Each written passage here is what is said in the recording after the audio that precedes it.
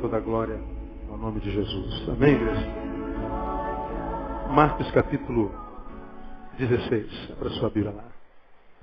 Alguns anos atrás, eu preguei uma palavra em cima desse texto. E o tema que eu dei foi: a quem Deus escolheu se revelar. Hoje eu não vou falar sobre isso, mas eu quero falar sobre os frutos dessa revelação. Marcos registra no capítulo 16 a ressurreição do Senhor.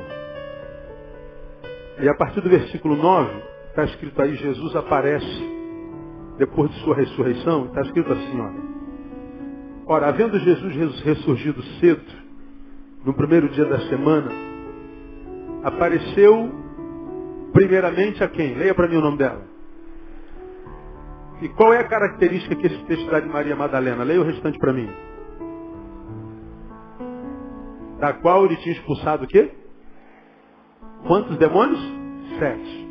Então, veja, a primeira pessoa para quem Jesus aparece quando ressuscita é para uma mulher de quem ele tirou 7 demônios. Foi ela anunciá-lo aos que haviam andado com ele, os quais estavam, o que? Leiam para mim. Tristes e chorando. E ouvindo eles que vivia e que tinha sido visto por ela, não creram.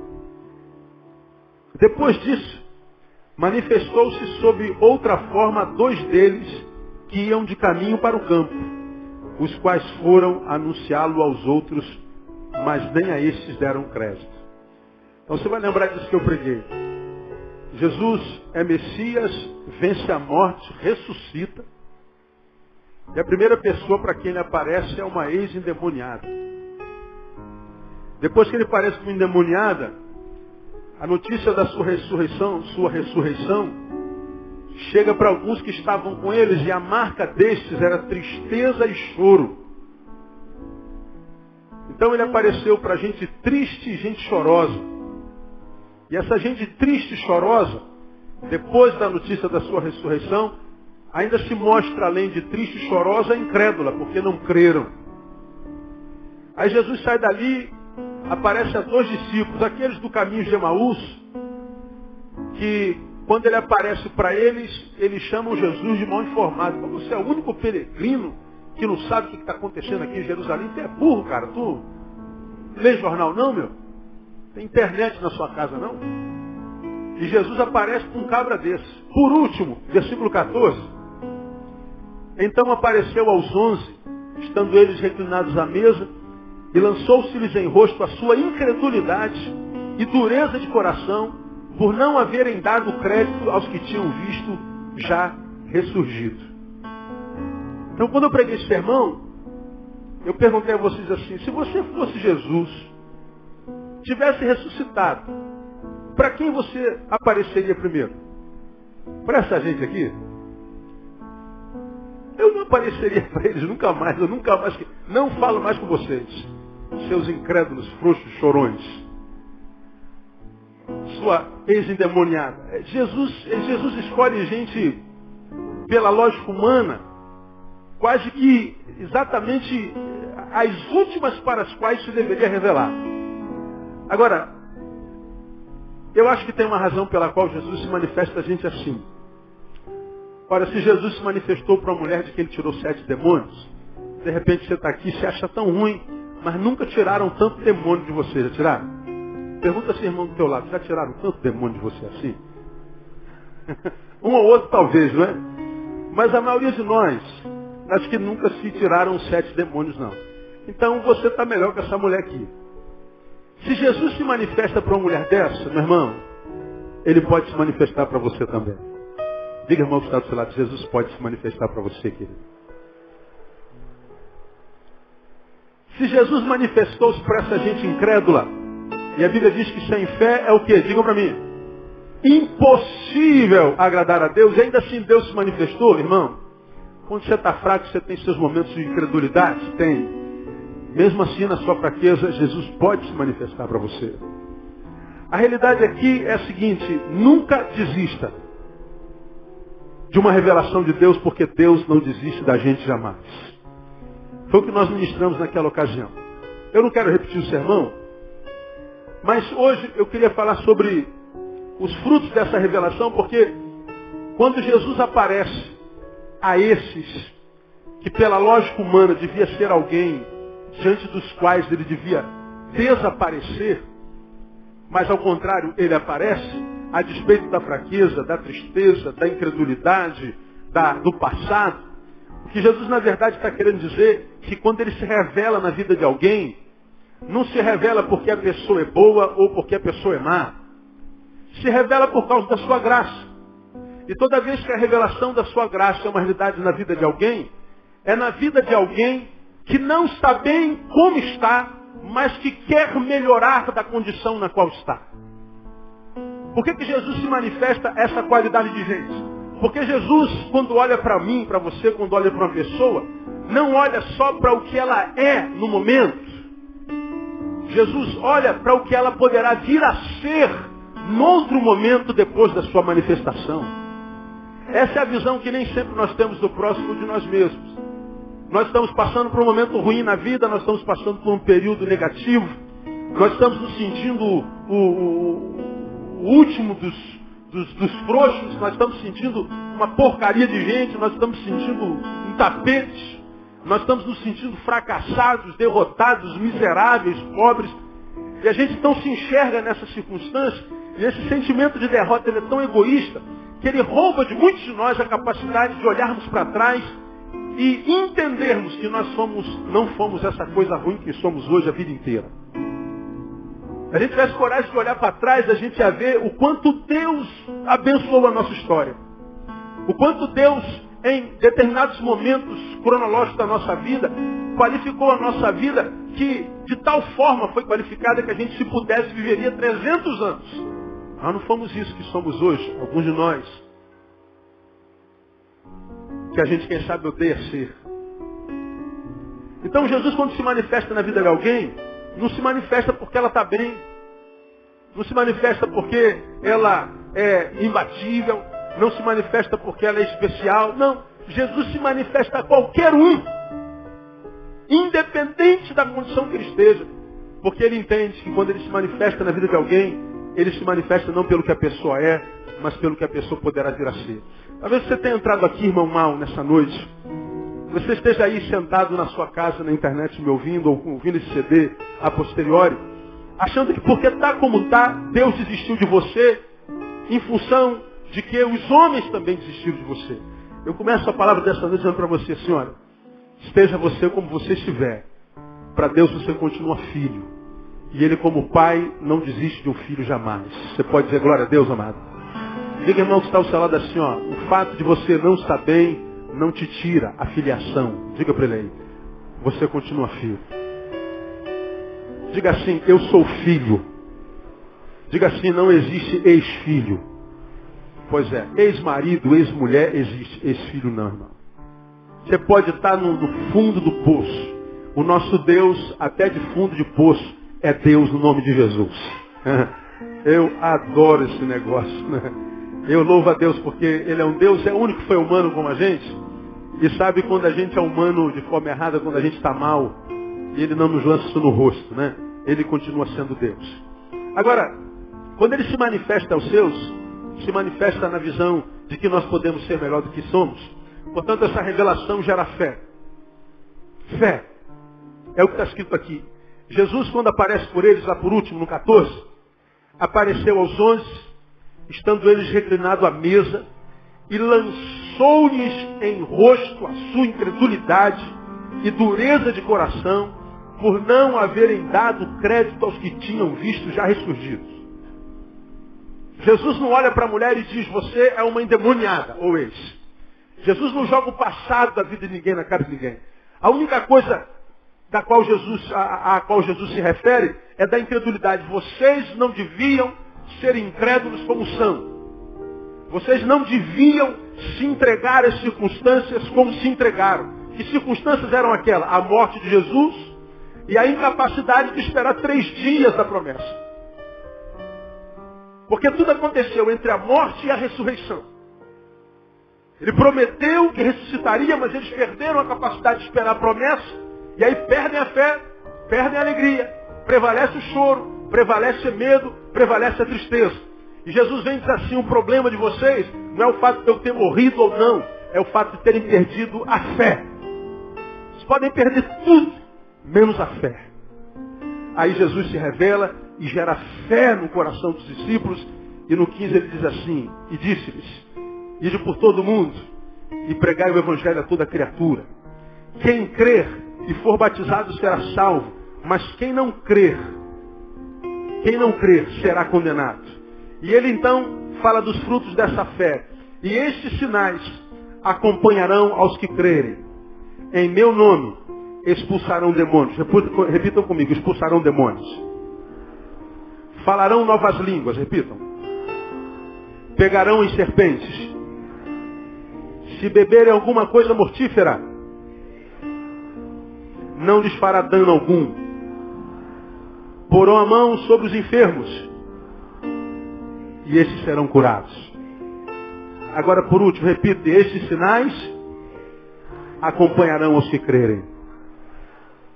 O que Jesus está gerando no coração dos apóstolos? Fé. E ele gera uma fé que não é abstrata, ela é concreta. E ele diz, vocês, até a minha revelação, se tornaram incrédulos, chorosos, tristes e covardes. Mas agora eu me revelo a vocês, gero fé no coração de vocês e digo, vão, preguem e batizem. E vocês são abençoados com uma fé que produzirá alguns sinais, que produzirá alguns frutos que os acompanharão por onde vocês passarem. E os frutos são, meu nome, expulsarão demônios, falarão novas línguas, pegarão em serpentes. Se beberem alguma coisa mortífera, não lhes fará dano algum, e porão a mão sobre os enfermos, e estes serão curados. Bom, o crente gosta desse versículo. Agora, eu queria apelar a sua razão nessa noite, não a sua fé. Fé eu sei que você tem, amém, amado? Você crê. Mas eu quero apelar a sua razão. Muitos de nós, evangélicos, dizemos ter fé em Deus, acreditamos que temos fé em Deus porque falamos, por exemplo, línguas estranhas. É a língua que um dos ramos do evangelicalismo brasileiro diz que é a evidência do batismo no Espírito Santo. Se você é batizado no Espírito Santo, tem fé, vai falar em línguas. E aí no culto você fala uma língua estranha. Alguns dizem que é a língua dos anjos. Alguns dizem que é uma língua que é uma catarse, é uma êxtase, é uma qualquer outra coisa. E a gente vê em alguns dos nossos ajuntamentos as manifestações das línguas que impressionam mais quem está do lado do que o próprio Deus, porque para Deus nada é estranho, tudo é língua. E alguns de nós vivemos, por causa da incompreensão desse versículo, atrás do fenômeno língua estranha. Eu quero falar língua estranha, eu quero falar língua estranha, eu quero falar língua estranha, eu quero falar língua estranha. E alguns até conseguem. Mas o falar língua estranha não melhora a sua vida. Eles falam a língua estranha no culto, mas a qualificação da vida dele na individualidade, na relação familiar, na relação com os seus, com o próximo, com o vizinho, nem sempre melhora. Mas, porque ele conseguiu falar uma língua estranha, ele acredita, eu estou cheio do Espírito Santo de Deus. Mesmo que a vida não qualifique, porque a Bíblia diz que os que tiverem essa fé, um dos sinais que o acompanharão será o falar novas línguas ou na interpretação de alguns crentes línguas estranhas. Um outro sinal é expulsar demônios. Aí nós acreditamos que o Deus que gera fé em nós só se manifesta nas nossas relações quando um demônio se manifesta e alguém vai lá e expulsa o demônio. Se não houver manifestação demoníaca, o culto não foi uma bênção. Teve alguma expulsão de demônio nessa noite? Não. Então Jesus não passou por lá. E alguns cultos em alguns lugares se resumiram a este enredo. A gente invoca o demônio, todo demônio da tristeza, da angústia, da dor e não sei o que, demônio manifesta nessa vida, pode se manifestando, em nome de Jesus se manifesta. Aí cai demônio para tudo que é lado. A gente pega alguns, coloca no púlpito e entrevista. Quem te mandou? Qual o teu nome? Qual a tua função? Identidade, endereço, profissão. E aí depois que a gente entrevista o demônio, a gente diz, igreja, vamos expulsar, em nome de Jesus, sai, e o demônio vai embora. A gente invoca o demônio, entrevista o demônio, manda o demônio embora. Quem é o personagem central desse culto? O demônio. Imagina se o demônio só de raiva fala assim, hoje eu não vou me manifestar. Quero ver o que eles vão fazer nesse culto. Sem o demônio, muitas vezes o culto fica sem razão de ser. Porque se há fé, nós temos que expulsar demônios. Agora veja outra manifestação. Quem for abençoado pela revelação que gera fé, vai ter poder para pegar em serpentes. Jararaca. Surucucu. Jiboia.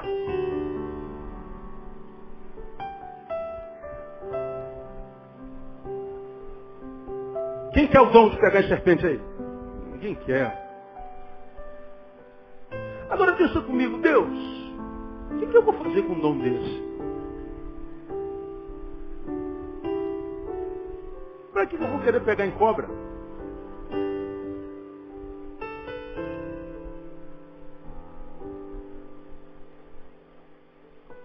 Outro sinal. Se beberem alguma coisa mortífera, não lhes fará dano algum. Pode beber veneno à vontade. Ô, diácono, traga o veneno aí. Deixa eu ver um voluntário aí. Voluntário para beber ácido sulfúrico. Alguém aí? Não aparece. Para que eu quero um dom desse? Para que eu quero pegar em serpentes? Para que eu quero o dom de beber veneno e não morrer? O último talvez. Porão as mãos sobre os enfermos e estes serão curados. Esse dom você quer, amém ou não? Amém ou não? Pois é, mas me diga uma coisa, você já orou por alguém que morreu? Quem aqui já orou por alguém? E esse alguém morreu? A maioria de nós. E os que dizem que não oraram é porque não oram mesmo. A gente ora por enfermos e enfermos morrem. Orei muito para Deus curar minha mãe morreu. Nós já oramos por muita gente aqui que morreu. Ora, quando a gente pensa nessas promessas de forma racional, pensar já é um bom negócio, porque pensar dá trabalho, a gente prefere sentir, mas pensar traz mais benefícios para a vida. Então eu queria pensar com vocês nessa noite, essa meia hora que a gente tem aí, sobre os frutos dessa revelação que gera fé e que tipo de fé essa revelação gera. O que Jesus quer dizer quando ele fala a respeito desses sinais? O que Jesus quer dizer quando ele fala expulsarão demônios, falarão novas línguas, pegarão em serpentes, se beberem venenos, não acontecerá nada, porão a mão sobre os enfermos? Porque eu tenho fé, você tem fé, e se esses sinais acompanharão os que creem, eu digo a Deus, Deus, eu quero esses sinais na minha vida.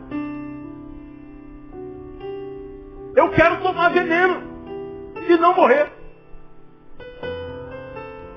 Eu quero ser um encantador de serpentes. Quero ver uma naja me picando, eu vou rir da cara dela. Eu quero esses dons. Se ele diz que esses sinais seguirão os que creem, quantos de vocês creem aqui? Levanta a mão bem alta. Eu creio, pastor. Pois bem, você tem direito a esse dom. Você tem direito a esses sinais. E alguns a gente encontra frustrado no caminho, porque ele diz crer, mas os sinais não o acompanham. Ó Deus, eu queria falar novas línguas, eu queria pegar nas serpentes, eu queria beber veneno, eu queria botar a mão no enfermo e ver o enfermo curado. A gente quer um monte de coisa, mas essa coisa toda não acontece na vida da maioria de nós. Ou acontece e a gente nem percebe que aconteceu. E por que não percebe que aconteceu? Porque a gente literaliza a coisa e não consegue entender. Se a gente for entender esse texto na literalidade da palavra, nós iríamos chegar à conclusão que Deus é um Deus meio doido. Porque para que ele daria o dom de ser picado por serpente hoje? Para que hoje ele daria o dom de tomar veneno? Agora, do que ele está falando? Que tipo de fé é essa? Que tipo de frutos são esses? A fé que a revelação de Jesus na vida produz, que produziu lá nos apóstolos, é a fé, primeiro desse versículo aí, é a fé que não teme demônios. Está escrito aí, não está? Em meu nome expulsarão demônios. Esse texto aqui é claro e é literal. Não teme demônio. Agora, responda para mim. Tem crente que tem medo de demônio? Sim ou não? Sim ou não? Quem tem medo de demônio aí? Tem um. Não tem medo da multidão, mas do demônio não tem. Mas tem mais um lá atrás, mais dois. Né? Tem gente que tem medo do demônio. Por que a gente tem medo do demônio? Porque o demônio é poderoso? Não. Talvez porque a minha relação com Deus não esteja bem. Porque a Bíblia diz que aquele que está em mim é muito maior do que aquele que está onde? No mundo. Ora, se o que está em mim é maior do que o que está no mundo, por que eu temeria aquele que jaz no maligno, aquele que está no mundo?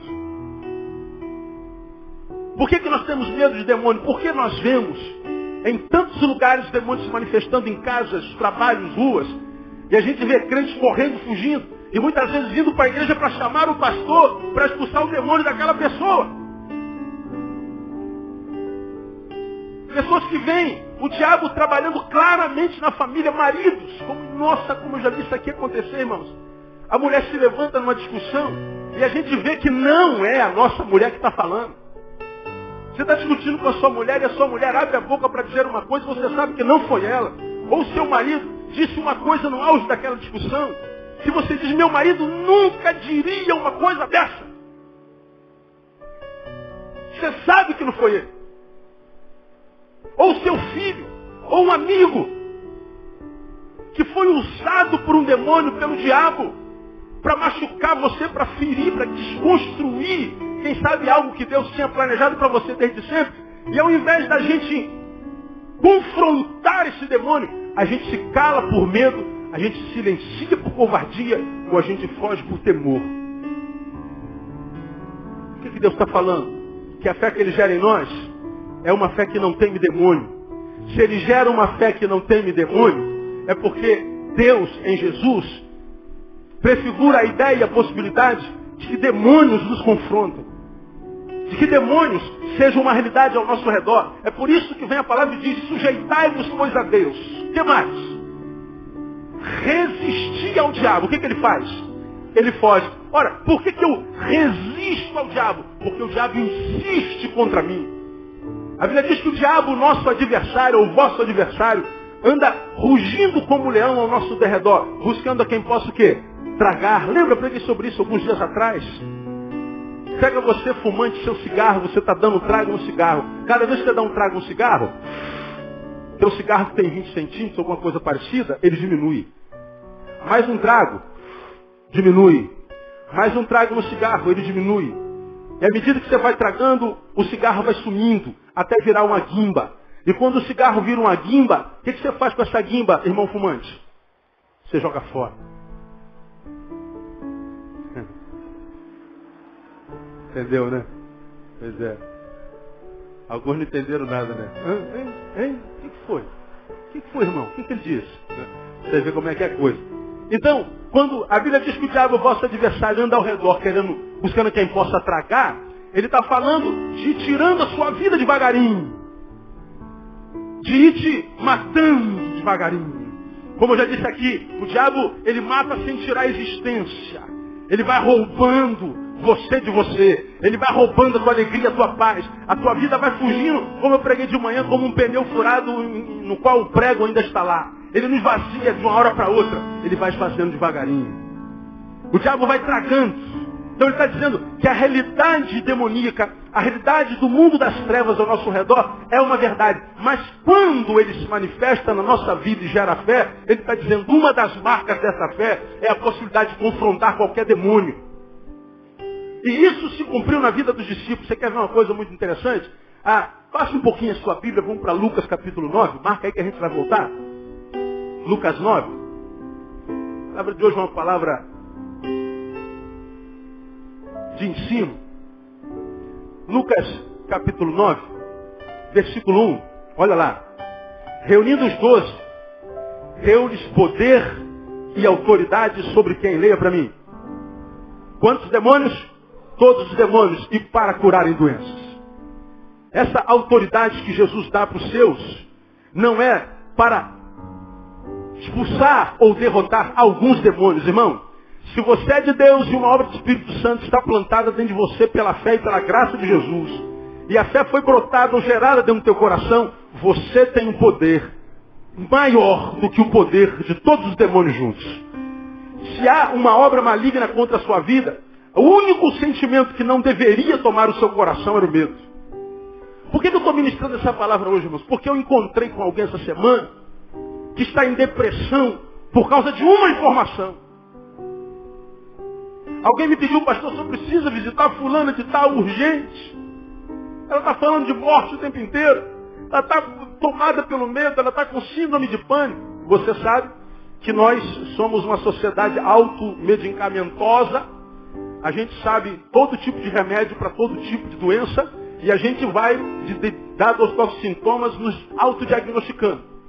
Sentimos medo de alguma coisa, estou com síndrome de pânico. Aí já começa a gente, estou com síndrome de pânico, estou com síndrome de pânico, estou com síndrome de pânico, estou com síndrome de pânico. Daqui a pouco está com síndrome de pânico mesmo. Aí quando alguém entra no gabinete, pastor, eu vim aqui porque eu estou com síndrome de pânico. Primeira pergunta que eu faço, quem te deu esse diagnóstico? Qual médico? Qual psiquiatra que falou assim, a senhora tem síndrome? Não, ninguém disse, eu não fui nem no médico, mas pastor, eu estou com medo disso, estou com medo daquilo.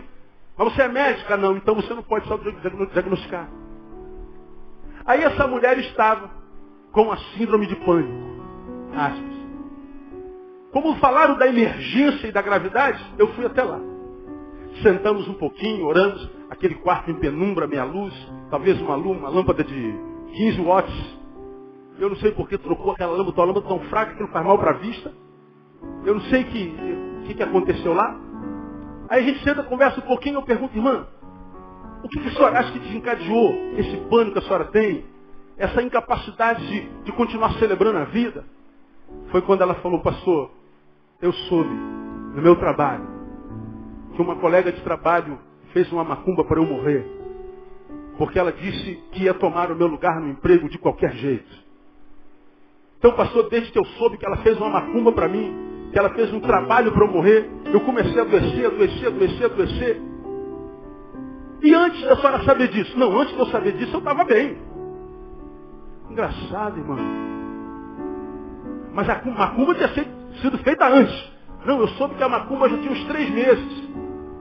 Engraçado. Até a data da informação, a macumba não teve efeito. Mas quando a senhora tomou posse da informação, a senhora adoeceu. O marido dela estava na porta. Não te disse? Te disse. Aí eu falei, meu irmão, posso ficar aqui um pouquinho? Rapidinho, pode deixar lá. Eu falei assim, minha irmã, como é o nome da irmã? Ela disse o nome. E eu falei assim, seu demônio tem esse nome. Que isso, pastor? Como é que você fala uma coisa dessa? Opa, já reagiu.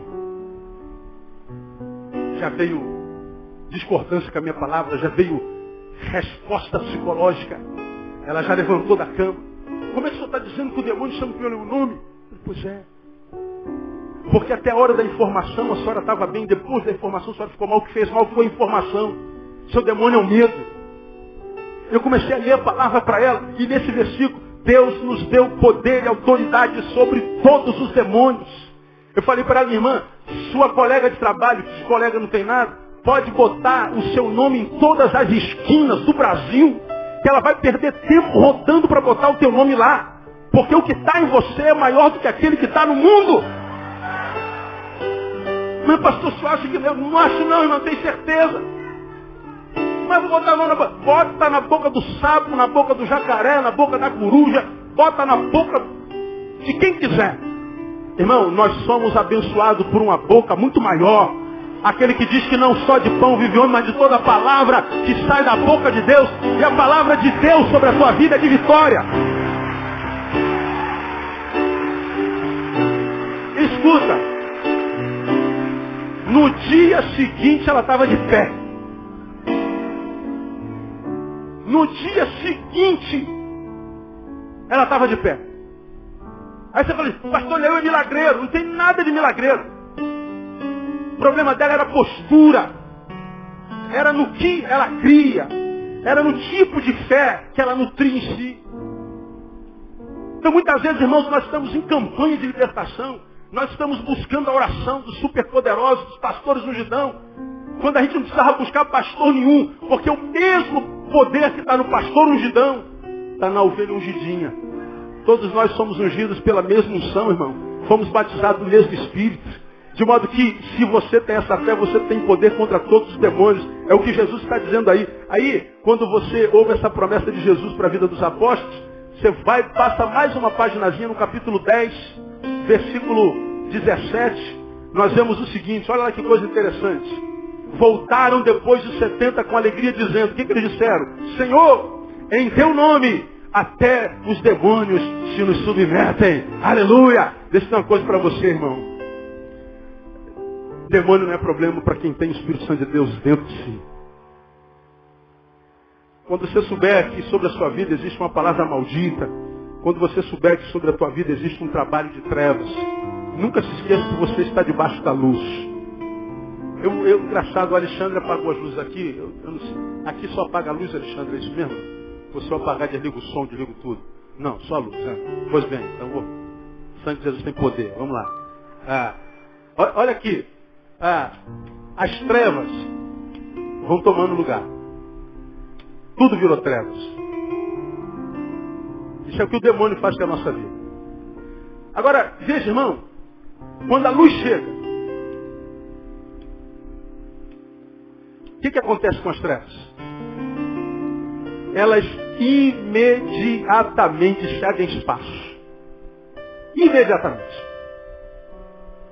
Agora a gente acha que quando a gente está na luz, as trevas entram e tomam os espaço. Não toma não, irmão. A treva só entra quando eu apago a luz.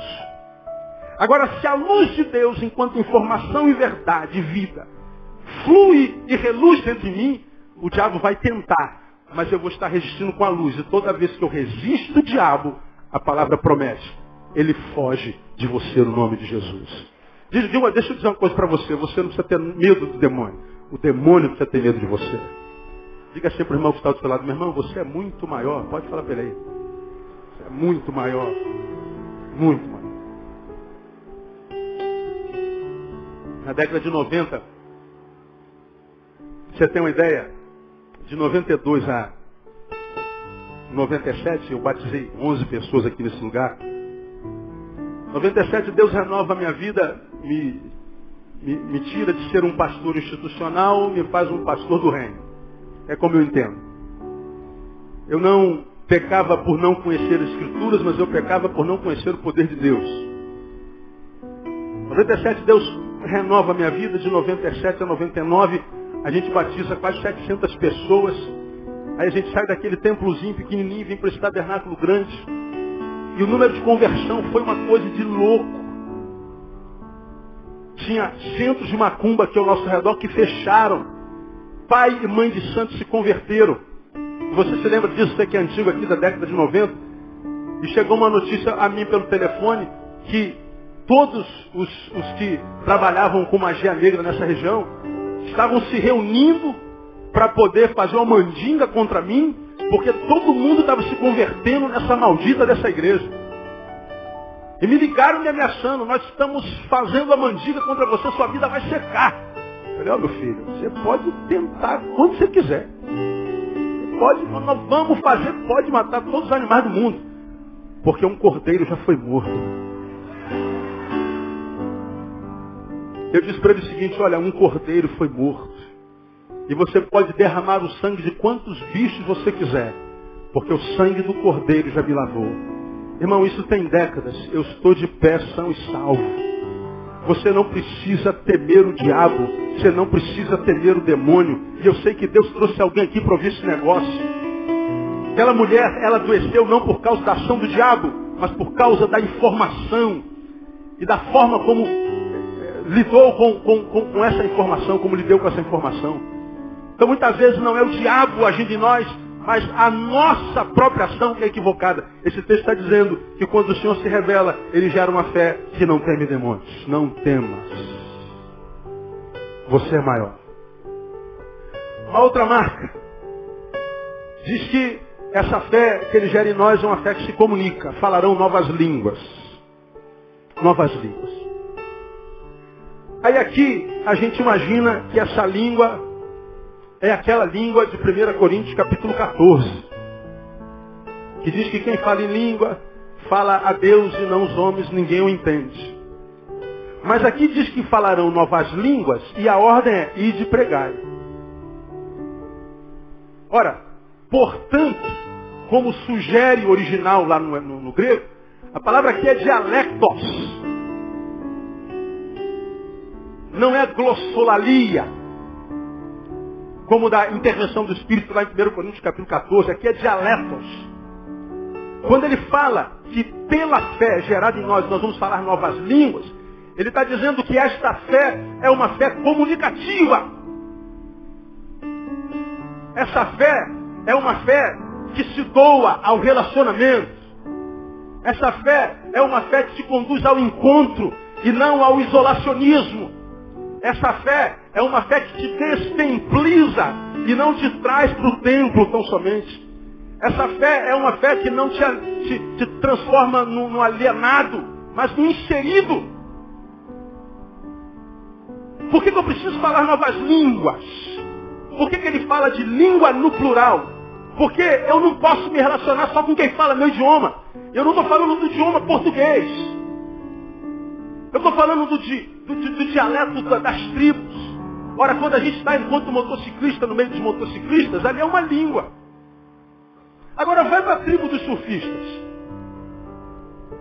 É outra língua. Agora vai para a tribo das patricinhas, dos mauricinhos. É outra. Vai para o MSN no Orkut.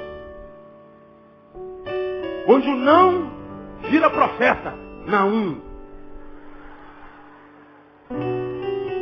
O não é profético.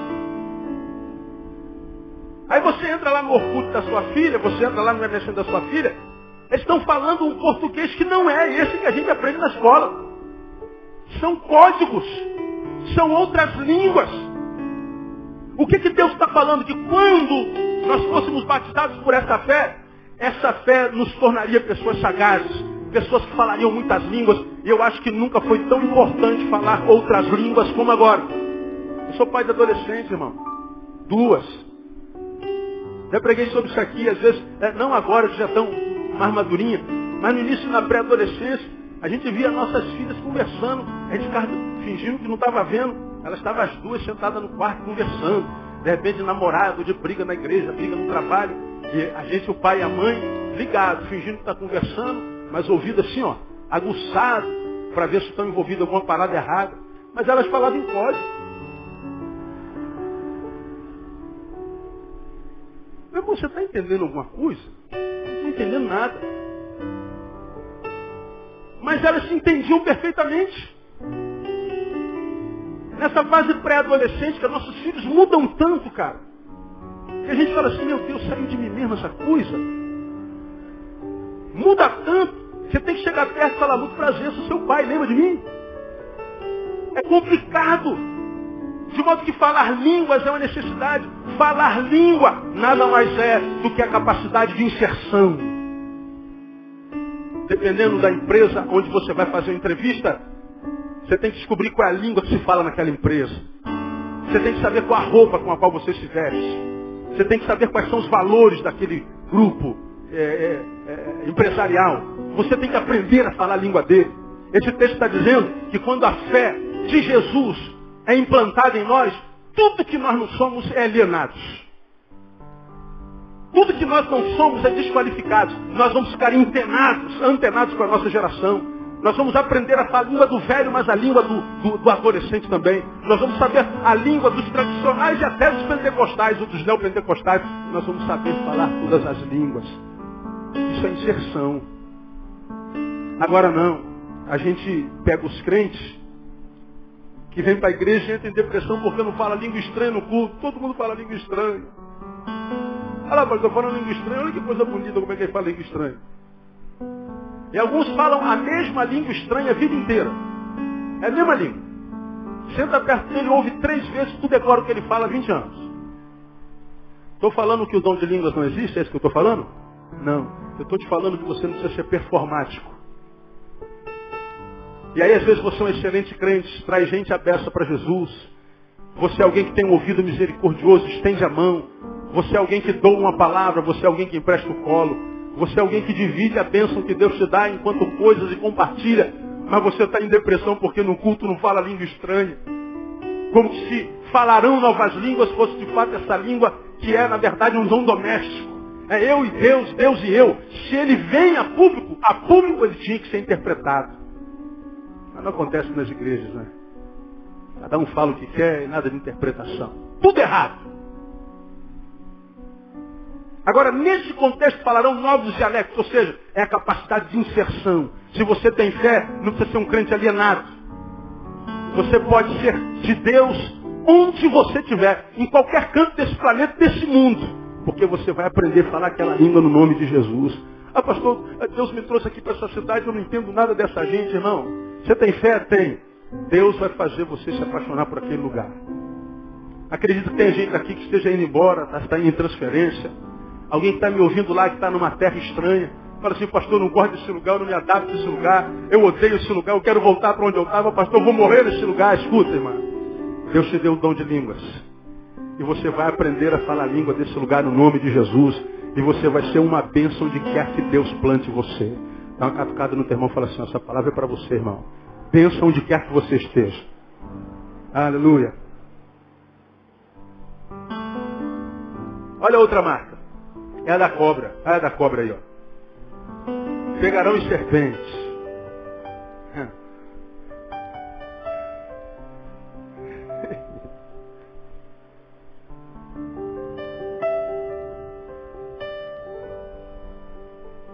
Eu, se eu morasse em São Paulo, no Butantão, ia mandar trazer uma cobra para cá. Ia soltar aí no pé de vocês. Ia acabar o culto, não ia? E certamente eu ia ser o primeiro a correr. Pegarão em serpentes. Quais?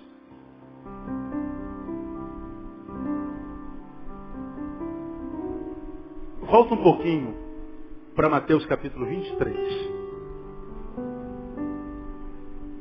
Perdão, Mateus capítulo 3.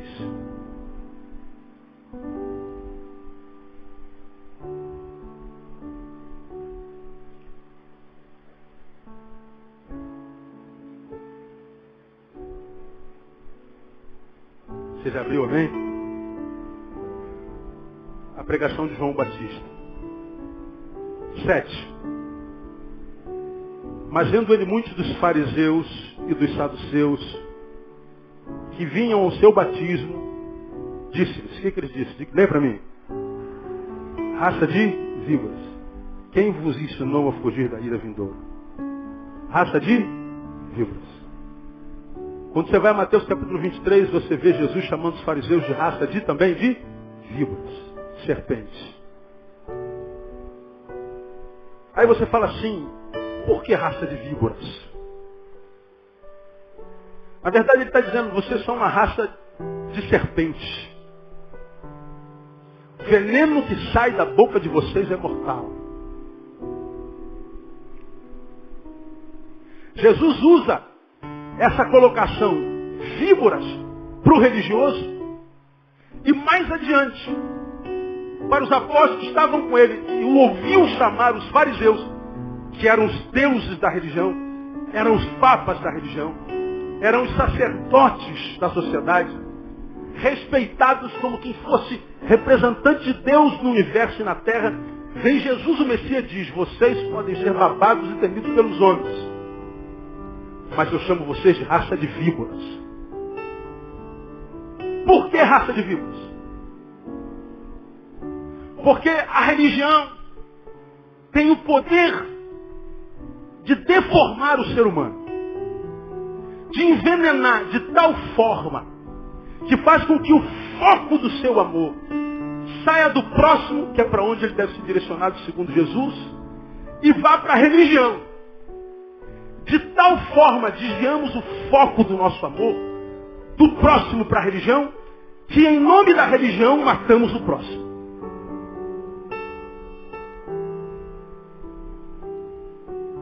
Quem foi que apelou para a morte de Jesus? A raça de víboras. Quem foi que, entendendo o cheiro da graça, ao ver Jesus entrando em Jerusalém, gritou: Hosana, bendito que vem em nome do Senhor, o povo. Mas quem foi que foi inflamado pelas raças de víboras? Que na crucificação ou no julgamento de Jesus gritou: crucificam. Quem foi que envenenou a emoção do mesmo povo que gritou bem-vindo e o fez gritar: crucificam? As víboras. A raça de víboras. Aí Jesus ressuscita e fala para os apóstolos que faziam parte do povo que eles teriam poder para sobreviver a essa raça de víboras. Quando Jesus fala de raça de víbora, ele fala não da serpente bicho. A serpente da qual ele fala é aquela serpente que não se rasteja, mas da serpente que anda de pé. Porque é uma discussão teológica como andava a serpente antes do pecado. Porque a maldição sobre a serpente, qual foi? Quem se lembra? Comerás do pó da terra e sobre a terra te arrastarás. Aí alguns acreditam que a serpente antes do pecado não andava em pé. Ou era um quadrúpede. Eu não faço a menor ideia.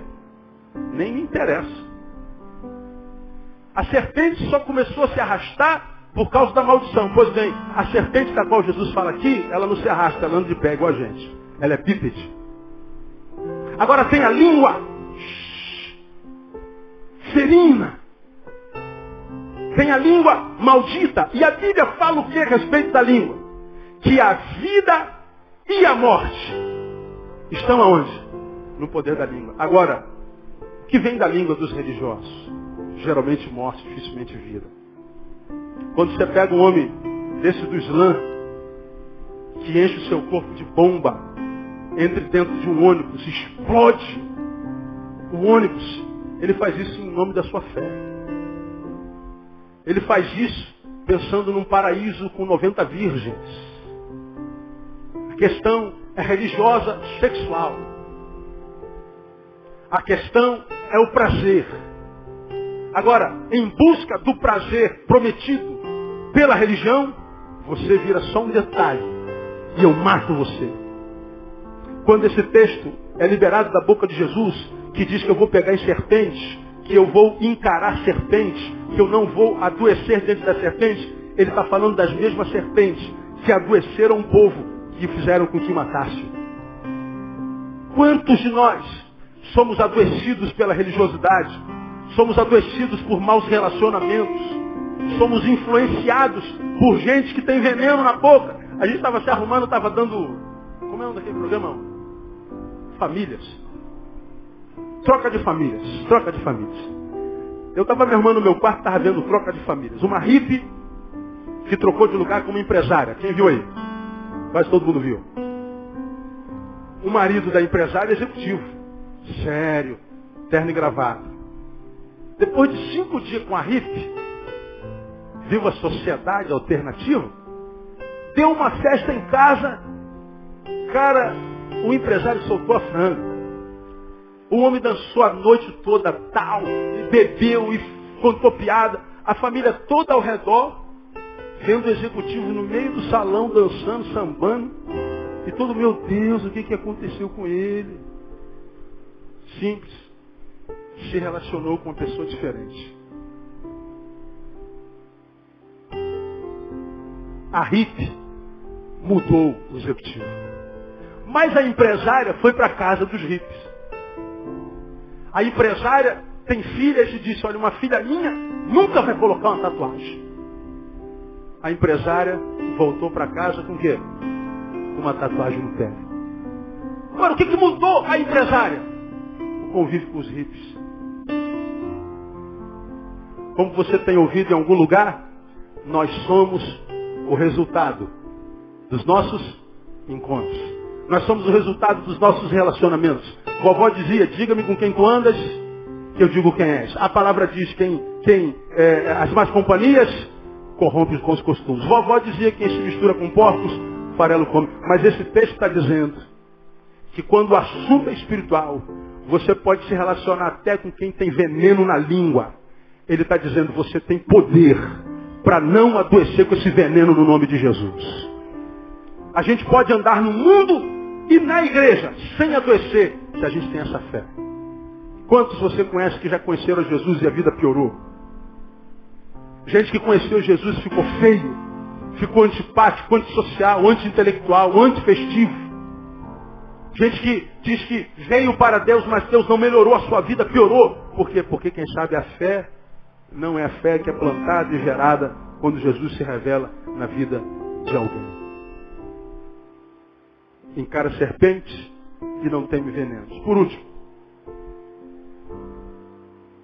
porão as mãos sobre os enfermos e estes serão curados. Legal. Pastor, eu orei por alguém e alguém não foi curado. Eu orei por alguém que estava no leito de morte lá no hospital e ele morreu. Então essa palavra é mentirosa. Será? Eu vou dizer para você que não, por uma simples razão. Fomos visitar alguém no INCA, uma criança que estava no setor infantil, evidentemente, com câncer. E nós fomos visitar uma criança muito amada, eu e André. Você vai entrando no corredor do INCA, principalmente desse departamento infantil, setor infantil, você vê todas as crianças carequinhas, todas com câncer. A maioria delas, tem gente aqui que trabalha no INCA, aonde vai no corredor, vai com aquele suporte do soro, aquele sorinho pendurado, e embaixo tem rodinha. Aí as crianças vão no corredor, aí vão empurrando um carrinho de soro. Faz do carrinho de soro o brinquedo. E alguns vão correndo no corredor, sai na frente, sai na frente. E aí tu brinca, fica na frente, pula, ele passa com o carrinho dele, ele está carregando o soro dele. E ele transforma o símbolo da morte dele, que é o câncer, num brinquedo. Deixa eu perguntar para você. Uma pessoa como essa está doente?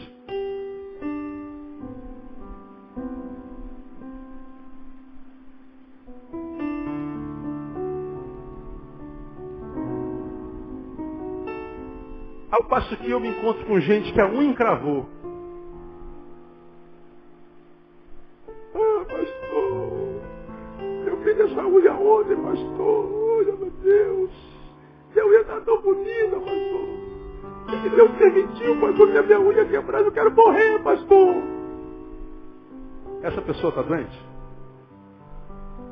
Quem é o doente? O que está com câncer ou o que quebrou a unha?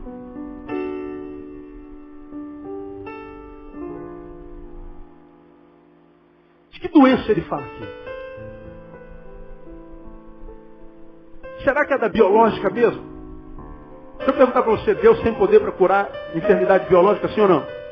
E nós quase todos aqui fomos curados. Já vimos Deus ressuscitar mortos, curar cancerosos, ascéticos.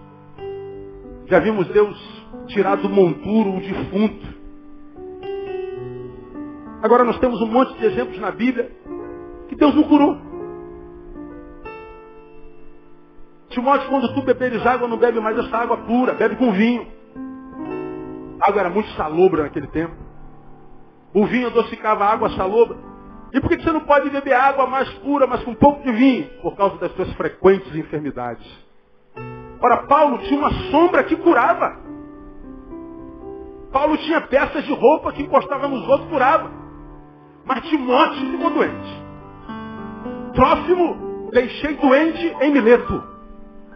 Ora, Paulo esteve com Trófimo em Mileto. Ele diz, eu saí de Mileto e deixei Trófimo doente lá. Por que não curou?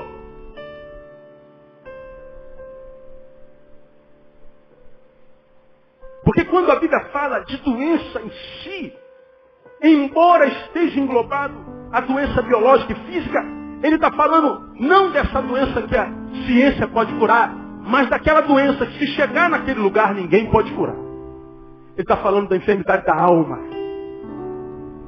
Porque o doente não é aquele que adoeceu no corpo, é aquele que não soube lidar com a doença no corpo e a doença chegou na alma. É aquele que não soube lidar com a enfermidade, mesmo aquela que não era para a morte, e morreu antes da morte chegar. Doente não é aquele que está na cama, não porque não posso estar em pé, mas porque optou por ela. Esse é doente.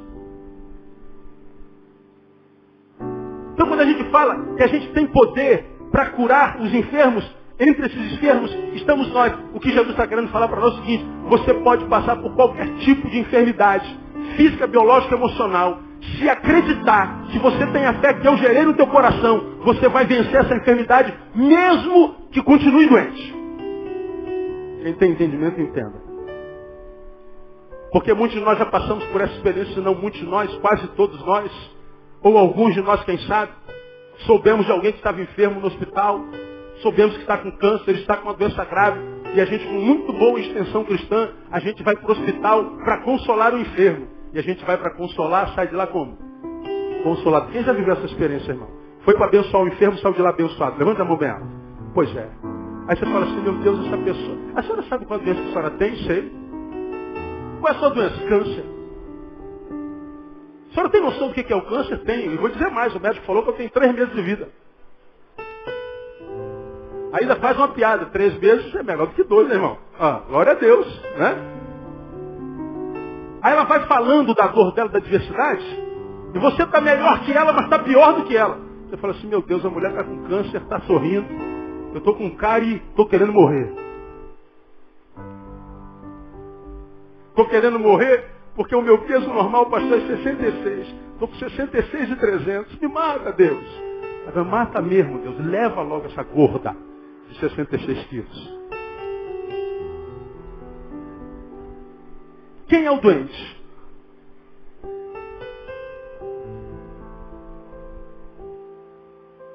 É aquele que foi reprovado no concurso e diz assim, não foi dessa vez, não foi da vontade de Deus, ano que vem eu tento de novo? Ou aquele que foi aprovado, mas não disse obrigado, Senhor? Quem é o doente? Aquele que está num carro zero, cheio de si, achando que conseguiu aquilo pelo seu próprio esforço? Aquele que está no ônibus cantando hino. Vai dar tudo certo. Vai dar tudo certo. Se a gente colocar a nossa fé. Vai dar tudo certo. Deus, esse cara é maluco, mano. Ô, cara, pode cantar aí, cara. Não dá, filho. Vai dar tudo certo. Quem é o doente? O que está no ônibus ou o que está no carro zero? É desse jeito, irmão. Do que ele está falando aqui? Porou a mão sobre os enfermos da alma, sobre gente que está viva e não vive, diferente dos que morreram. Termino lembrando que eu já preguei para você aqui 200 vezes. Quantas vezes eu fiz culto fúnebre aqui, ó. Enterrei uma ovelha amada, Anida, há algumas semanas atrás. 47 anos. Foi com a Sprinter da igreja, com mais 4 ou 5 irmãos da igreja, para Campos do Jordão, ultimar as acomodações do hotel para o passeio de novembro. Foram brincando, pulando, cantando. Zé Luiz estava junto. Se Zé Luiz estava junto, foram indo. Quem conhece Zé Luiz sabe. É o vovô bobão. Conta piada o tempo inteiro. Então não tem como ir daqui a Campos do Jordão com o Zé Luiz dentro sem rir. Então, com certeza, foram gargalhando daqui até Campos do Jordão. Chega em Campos do Jordão, a Anida tem um infarto e morre. O pastor Anida morreu. Quem que pode acreditar num negócio desse?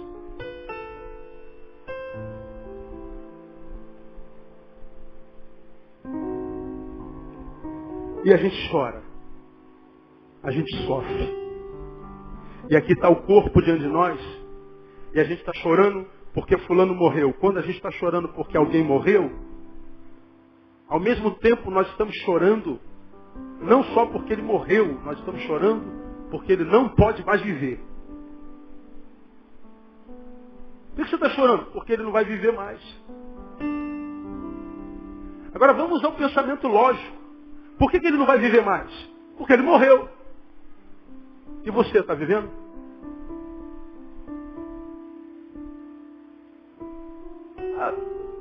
Não, pastor. Por que não está vivendo? Opção.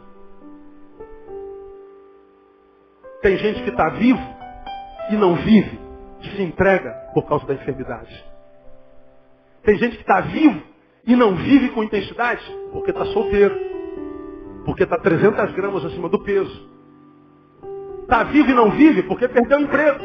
E quer saber por que perdeu o emprego? Porque enquanto eu não tiver resposta, eu não vivo. Você não viveu com salário, aprenda a viver sem. O Senhor vai dar vitória.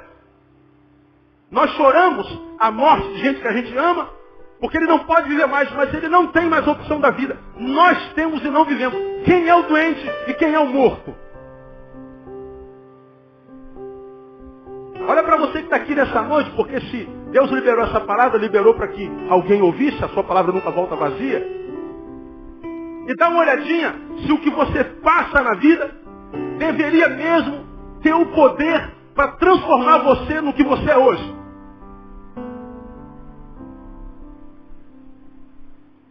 Gostaria de trocar o teu problema com o do Wellerson, que nós acabamos de orar aqui? Wanderson. Você acha que o seu problema é pior do que o dele? Você acha que o seu problema é pior do que um diagnóstico de AIDS, de câncer? Será que o que você está vivendo deveria mesmo transformar você no que você se transformou? Ou será que você não está superestimando o teu problema? O Senhor está dizendo que você precisa da fé, que te dá capacidade para pôr a mão sobre o enfermo e ser curado. E eu vou te dizer, irmão, essa fé está à tua disposição. E quando é que você vai ser curado? Quando você se levantar daí e falar, Deus, eu não vou mais me entregar a essa tristeza. A tristeza está me carcomendo, a dor está me remoendo, está me matando. Mas eu não vou morrer sem luta, irmão. Lute e morra, mas lute. Não se entregue sem luta. Porque o Senhor plantou dentro de você, dentro de mim, dentro de nós, da comunidade da fé, uma fé tremenda, que não teme demônio, que se comunica, que encara a serpente, que não teme venenos, que crê em cura. E como eu disse no início desse culto, Deus está curando muitos de vocês aqui nessa noite. Jeová Rafá é quem está agindo nessa noite no nome de Jesus. E onde quer que se aloje a tua enfermidade, seja no corpo, na alma, no espírito, eu quero profetizar, você sai daqui curado, não porque o diabo está se retirando da sua vida, nem aí está, mas porque você decidiu ser curado. É postura. Então a minha oração, irmão, é que essa palavra possa penetrar em você e no seu coração de uma forma tão tremenda, de fazer você entender que muitas vezes nós adoecemos não por causa da enfermidade em si, mas por causa da má informação. Lembra daquela irmã que adoeceu, estava algumas semanas ou meses dentro de um quarto em depressão, achando que foi por causa da colega de trabalho que fez macumba para ela. Mas lembra que a macumba só fez efeito depois da informação. Então, você está de posse da informação hoje, que a fé que você tem dentro de você, se trabalhada e posta em atividade, vai tirar você de onde você está, pelo poder que há no nome de Jesus. Sai do teu lugar, porque Deus está te levando para um lugar melhor e maior, no nome de Jesus, nesta noite. Quem recebe, aplauda Ele bem forte, porque Ele é fiel.